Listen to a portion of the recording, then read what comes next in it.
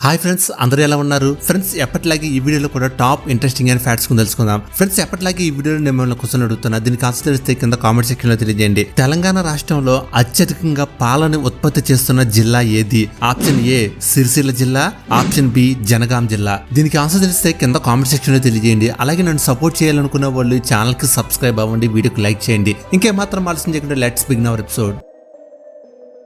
2025లో షారుఖ్ ఖాన్ జవాన్ చిత్రానికి తన మొదటి జాతీయ అవార్డు అంటే ఉత్తమ నటుడిగా గెలుచుకున్నాడు.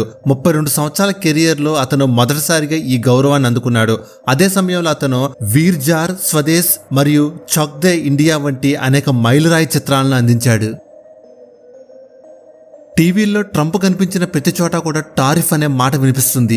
ఆయన అమెరికా అధ్యక్షుడిగా బాధ్యతలు చేపట్టిన రోజు నుంచి అనేక దేశాలపై టారిఫ్లు విధిస్తున్నారు. ఇంతకీ టారిఫ్ అంటే ఏంటి?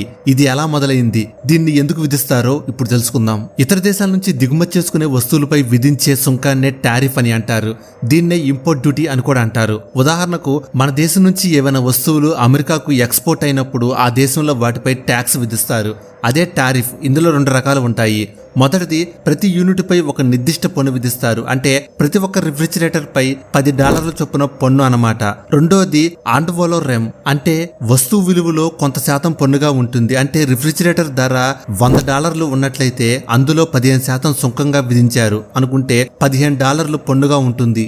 వేరే దేశాల నుంచి వస్తువులు చీపుగా వచ్చినట్లయితే దేశీయ కంపెనీలు ఆ పోటీని తట్టుకోలేకపోతాయి. తద్వారా స్వదేశీ మార్కెట్లు దెబ్బతింటుంది. అందుకే విదేశీ వస్తువుల ధర పెంచి సొంత వస్తువులకే అధిక ప్రాధాన్యత ఇస్తారు. దిగుమతులు పెరిగితే వినియోగదారులు వాటి వైపు మొగ్గు చూపుతారు. దీనివల్ల చిన్న మధ్యతరహా పరిశ్రమలు మనుగడ సాగించలేవు. వీటిని కాపాడేందుకు కూడా దిగుమతులు చేసుకున్న వస్తువులపై టారిఫ్ విధిస్తారు. టారిఫ్ల వల్ల ప్రభుత్వానికి ఎక్కువగా ఆదాయం వస్తుంది. కొన్ని దిగుమతులు ఓ దేశానికి ఇతర దేశాలపై ఎక్కువగా ఆధారపడేలా చేస్తాయి. తద్వారా దేశం తన సొంత ఉత్పత్తిని సామర్థ్యాన్ని కోల్పోతుంది. దిగుమతి చేసుకున్న వస్తువులపై ఆధారపడటం వల్ల స్థానిక పరిశ్రమలు మూతపడతాయి. దీనివల్ల చాలా మంది నిరుద్యోగులుగా మారతారు. టారిఫ్ దేశ శ్రేయస్సును కాపాడతాయి. టారిఫ్ల చరిత్ర చాలా పురాతనమైంది. ప్రాచీన కాలంలో రాజులు తమ సరిహద్దు గుండా వెళ్లే వస్తువులపై కూడా పన్నులు వేసేవారు. అయితే వాటికి ప్రత్యేకంగా టారిఫ్ అనే పేరు ఉండేది కాదు. ఆధునిక టారిఫ్ల చరిత్ర 1789లో మొదలైంది. అమెరికా సంయుక్త రాష్ట్రాల్లో తొలి అధ్యక్షుడు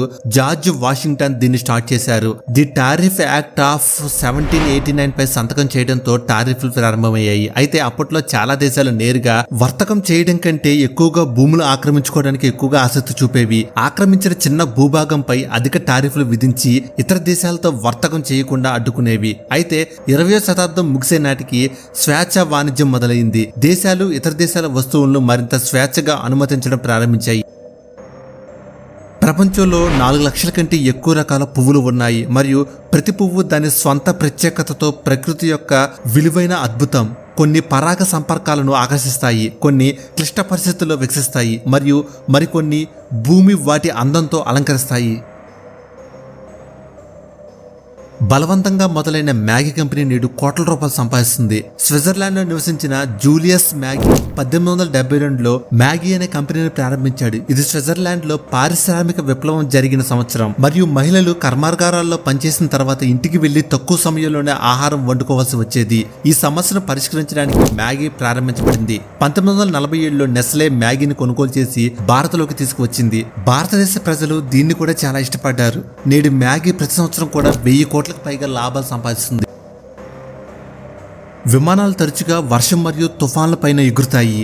వాణిజ్య జెట్లు సాధారణంగా 30,000 నుంచి 40,000 అడుగుల ఎత్తులో ఎగురుతాయి. ఇది తరచుగా కింద ఉండే వాతావరణ వ్యవస్థల కంటే చాలా ఎత్తులో ఉంటుంది. అందుకే ప్రయాణికులు తరచుగా నేలపైన చెడుగా ఉన్న వాతావరణం కన్నా సజావుగా ఆకాశంలో ఎగిరే వాతావరణాన్ని ఎక్కువగా ఇష్టపడతారు.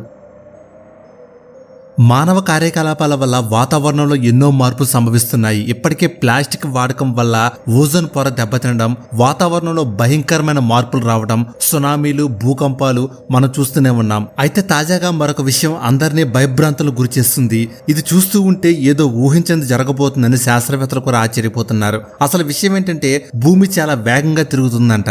అయితే భూమి తన చుట్టూ తాను తిరగడానికి 24 గంటల సమయం పడుతుంది.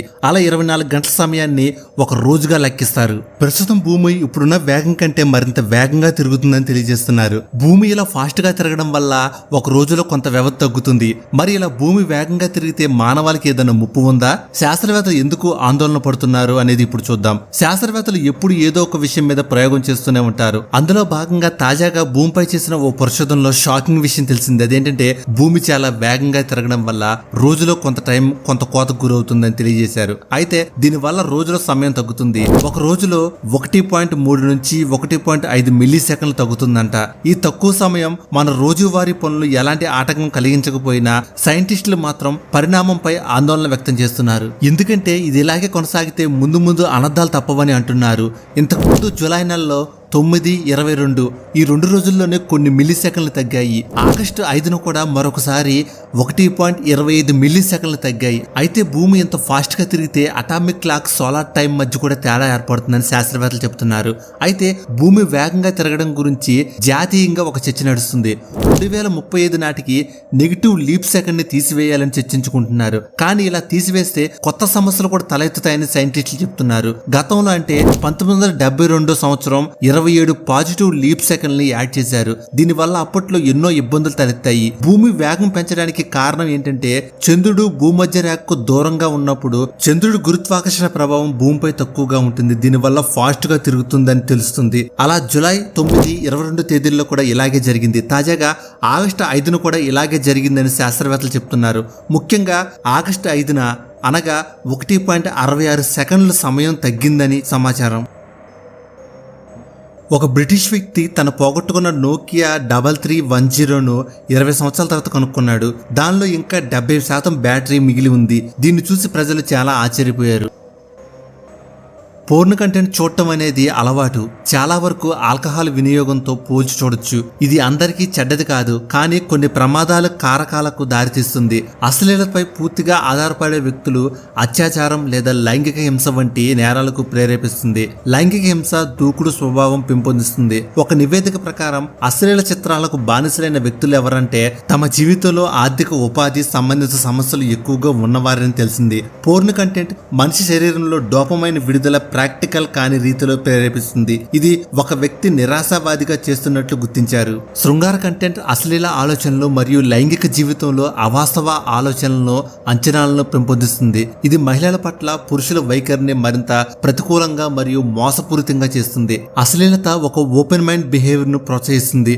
ఇది అసంతృప్తి చెందిన వ్యక్తిని సెక్స్ కోసం ఎక్కువ భాగస్వాములను కోరడానికి లేదా ఎఫ్ఐఆర్ కలిగి ఉండటానికి బలవంతం చేస్తుంది. మరొక ప్రత్యేకమైన విషయం ఏంటంటే ఆరోగ్యకరమైన సంబంధాన్ని కొనసాగించడానికి నిపుణులు పోర్ను చూడటానికి గడిపే సమయాన్ని తగ్గించమని ప్రజలకు సలహా ఇస్తున్నారు. సెక్స్ లేదా సాన్నిహిత్యం గురించి మీ అవగాహన పెంచుకోవడానికి పోర్ను కంటెంట్ సరైన మార్గం కాదని గుర్తుంచుకోమంటున్నారు.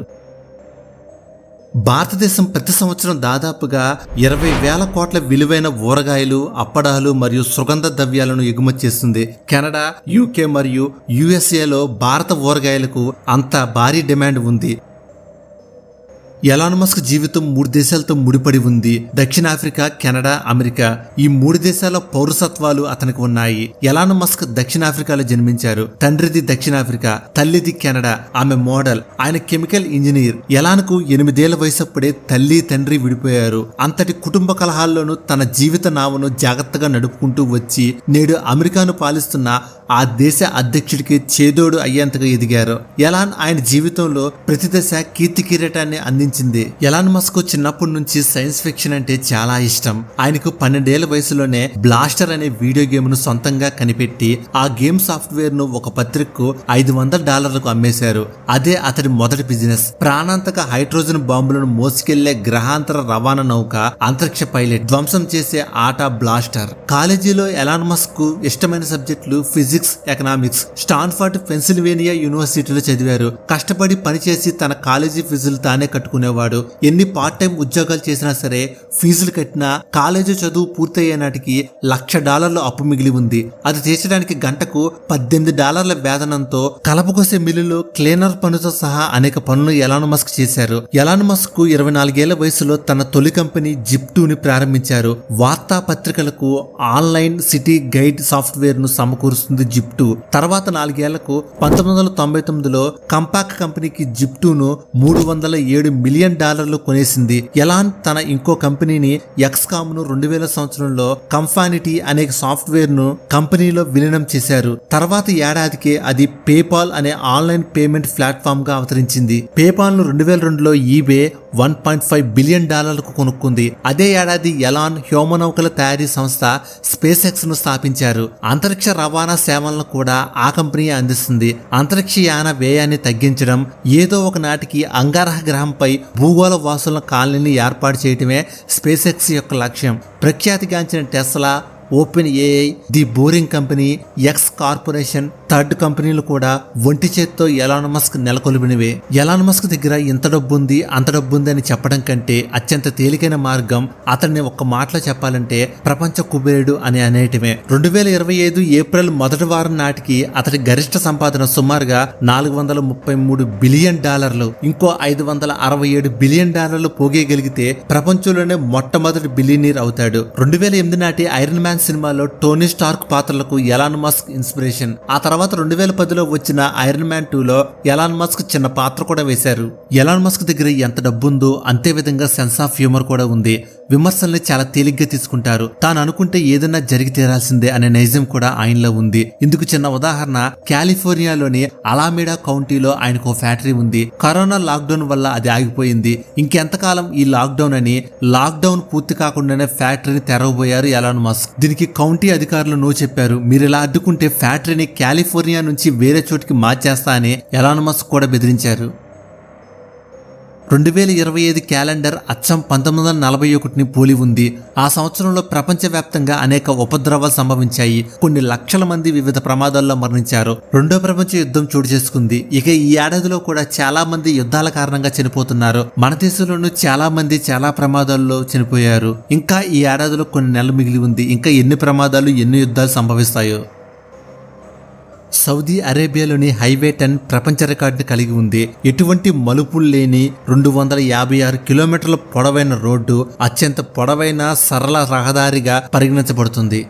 ఫ్రెండ్స్, ఈ మధ్యకాలంలో చాలా మంది స్టాక్ మార్కెట్లో ఇన్వెస్ట్ చేసి మంచి లాభాలు సంపాదిస్తున్నారు. మీరు కూడా వీరికిలాగా స్టాక్ మార్కెట్లో ఇన్వెస్ట్ చేయాలన్నా, మ్యూచువల్ ఫండ్స్లో పెట్టుబడి పెట్టాలన్నా మీకు ఒక డీమ్యాట్ అకౌంట్ తప్పనిసరిగా ఉండాలి. ఇండియాలో ది బెస్ట్ ప్లాట్ఫామ్ అయిన ఏంజల్ వన్లో మీరు ఫ్రీగా డీమ్యాట్ అకౌంట్ ఓపెన్ చేసుకోవచ్చు. దీనికి ఎటువంటి మనీ కూడా పే చేయాల్సిన అవసరం లేదు. డిస్క్రిప్షన్ మరియు కామెంట్ సెక్షన్లో ఇచ్చిన లింక్ మీద క్లిక్ చేసి మీరు డీమ్యాట్ అకౌంట్ ఓపెన్ చేసుకుంటే ఇందులో మీరు IPOs, mutual funds, gold, commodity trading, futures and ఆప్షన్స్తో పాటు యూఎస్ కంపెనీలు అయినటువంటి Google, Facebook, Netflix, Amazon, Tesla, Microsoft వంటి స్టాక్స్ లో కూడా మీరు ఇన్వెస్ట్ చేయవచ్చు. ఇందులో మీరు కేవలం $100 కూడా ట్రేడింగ్ స్టార్ట్ చేయవచ్చు. అలాగే మీరు మీ ఫ్రెండ్స్ కూడా రికమెండ్ చేసి మనీని సంపాదించవచ్చు. మీరు డీమ్యాట్ అకౌంట్ ఓపెన్ చేయాలంటే pan card, Aadhaar card, bank account book ఉంటే చాలు. విత్ ఇన్ 5 మినిట్స్ మీకు మీరే అకౌంట్ ఓపెన్ చేసుకోవచ్చు. ఇంకెందుకు ఆలోచిస్తున్నారు? ఈ వీడియో కింద ఉన్న డిస్క్రిప్షన్ మరియు కామెంట్ సెక్షన్లో ఇచ్చే లింక్ మీద క్లిక్ చేసి విత్ ఇన్ 5 మినిట్స్లో అకౌంట్ ఓపెన్ చేసుకొని సక్సెస్ఫుల్గా ట్రేడింగ్ స్టార్ట్ చేయండి. మరికొన్ని ఇంట్రెస్టింగ్ అయిన విషయాలు తెలుసుకుంటాకి సిటీసీ ఫ్యాక్ట్స్ని సబ్స్క్రైబ్ చేయండి. వీడియో పెట్టగానే నోటిఫికేషన్ రావాలంటే పక్కనే బెల్ సింబల్ కనపడుతుంది, దాన్ని కూడా యాక్టివేట్ చేయండి. ఈ వీడియో కానీ మీకు నచ్చితే లైక్ చేయండి. అలాగే మీ ఫ్రెండ్స్ అందరికీ వాట్సాప్, ఫేస్బుక్ గ్రూపుల ద్వారా ఈ వీడియోని షేర్ చేయండి. మీ అభిప్రాయాన్ని కామెంట్ ద్వారా కూడా తెలియజేయండి. Thank you for watching.